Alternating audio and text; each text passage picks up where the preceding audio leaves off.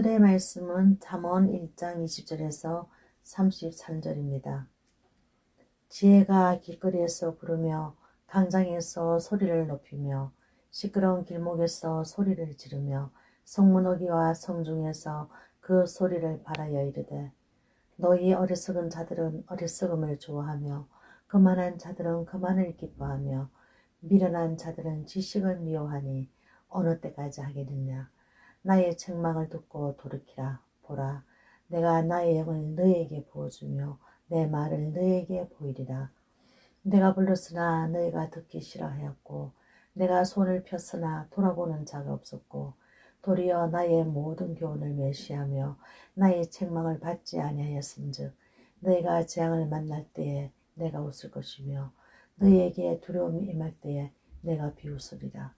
너희의 두려움이 강풍같이 임하겠고 너희의 재앙이 폭풍같이 이르겠고 너희에게 근심과 슬픔이 임하리니 그때에 너희가 나를 부르리라. 그래도 내가 대답하지 아니하겠고 부지런히 나를 찾으리라. 그래도 나를 만나지 못하리니 대저 너희가 지식을 미워하며 여호와 경외하기를 즐거워하지 아니하며 나의 교훈을 받지 아니하고 나의 모든 책망을 업신여겼음이니라.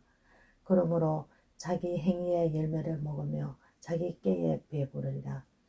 어리석은 자의 태보는 자기를 죽이며 미련한 자의 안일은 자기를 멸망시키려니와 오직 내 말을 듣는 자는 편안히 살며 재앙에 두려움이 없이 안전하리라. 아멘. 잠언은 지혜서입니다.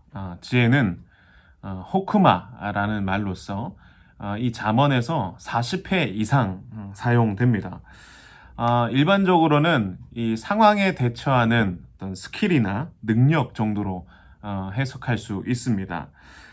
다시 말해서 어떤 새로운 방식으로 삶을 또 바라보고 개척해 나가고 또 새롭게 삶을 살아가도록 도와주는 그런 능력인 것이죠. 평범한 일상 속에서 하나님과 동행하는 삶이 어떤 것인지를 보여주는 것이 바로 이 지혜다라고 할 수 있는 것입니다. 그래서 지혜는 신앙인으로서 살아가는 우리의 삶에서 겪게 되는 여러 가지 실제적인 문제에 대해서 관심을 가지게 되는 것입니다. 그런 실제적인 주제들을 다루게 되는데 잠언 가운데 가장 핵심이 되는 지혜는 뭐냐 하면 하나님의 법을 쫓아 살아라 라고 하는 것이죠. 그리하면 너희가 평강을 얻고 복을 얻을 것이다 라고 하는 그런 메시지를 담고 있는 겁니다.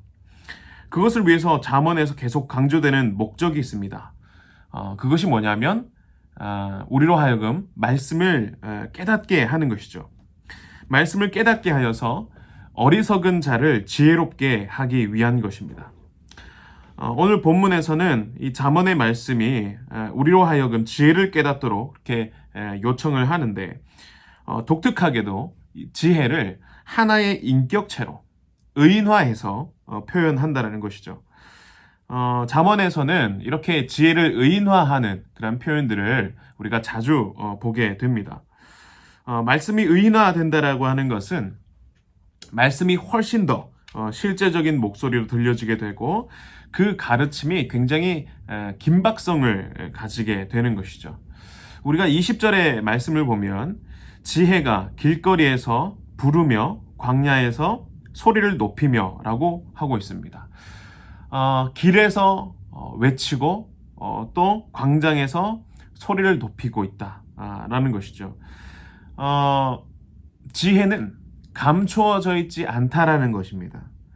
지혜는 모든 사람이 볼 수 있는 곳에 있고 사람들이 가장 많이 왕래하는 곳에서 외치고 있는 겁니다. 공간을 제한하지 않습니다. 또 사람을 제한하지도 않습니다. 우리가 지난 1장 4절에서의 말씀과 같이 어리석은 자나 젊은 자나 지혜 있는 자나 명철한 자까지도 모두 유익을 얻는 것이 바로 지혜라는 것이죠. 이 지혜는 어려운 것이 아닙니다. 누구나 들을 수 있는 말씀입니다. 그런데 그 지혜를 들어도 여전히 어리석은 자라고 한다면 그 사람이 지혜를 거부했기 때문인 것이겠죠. 이해 못할 말씀이 아닙니다. 너무 고차원적인 그런 말씀도 아닌 겁니다. 그저 듣지 않을 따름인 것이죠. 그러면 그 어리석은 자들, 또 미련한 자들은 무엇을 듣습니까? 22절에 보면 어리석은 자들이 어리석음을 좋아하고 거만한 자들은 거만함을 기뻐하며 미련한 자들은 지식을 미워하나니 어느 때까지 하겠느냐. 그들은 지혜를 듣는 것이 아니라 어리석음을 듣고 있는 겁니다. 거만함을 기뻐하고 또 지식을 미워합니다. 그래서 지혜는 계속해서 외치는 겁니다. 길거리에서 또 광장에서 그리고 21절에 보면 시끄러운 길목에서 또 성문 어귀에서 성중에서 외칩니다. 그리고 결국 23절에 보면 나의 책망을 듣고 돌이키라 라고 이렇게 외치고 말씀하는 것이죠.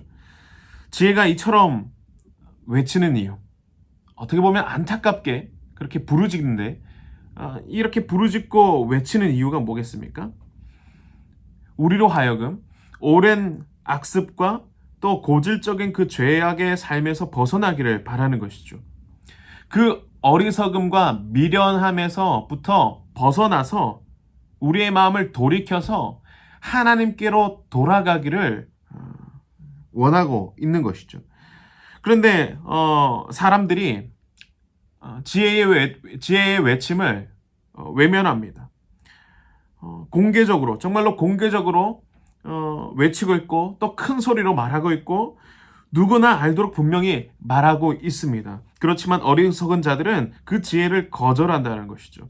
지속적으로 계속해서 손을 내밀지만 외면합니다. 그들은 하나님을 경외하는 마음이 없기 때문에 교훈을 멸시하고 책망을 받지 않습니다. 자신의 한계를 모르기 때문에 배우려고 하지도 않습니다. 자신이 곧 삶의 기준이라고 그렇게 생각하고 하기 때문에 남들이 하는 그런 말들을 듣지 않는 겁니다. 나 혼자서도 잘 산다 이야기하는 것이죠. 혼자 그냥 자기의 지혜를 구하면서 그 자기의 지혜로 살 수 있을 거라고 그렇게 착각을 하면서 살아가는 것입니다. 말 그대로 구제불능이라고도 할 수 있겠죠. 이렇게 구제불능인 사람들입니다. 어리석은 사람인 것이죠.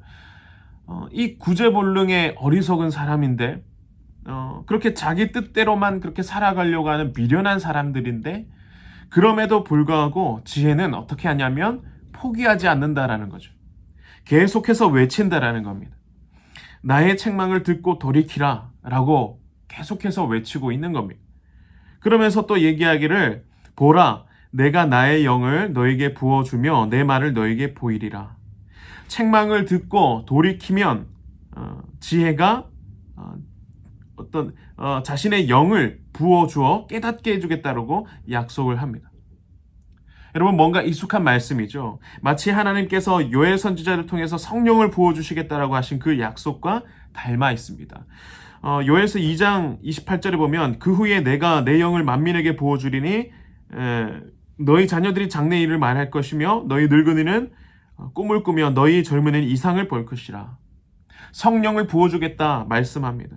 그래서 성령 충만하면 새로운 장래와 새로운 꿈과 새로운 이상으로 우리의 삶의 과정과 목표는 완전히 달라지는 것입니다.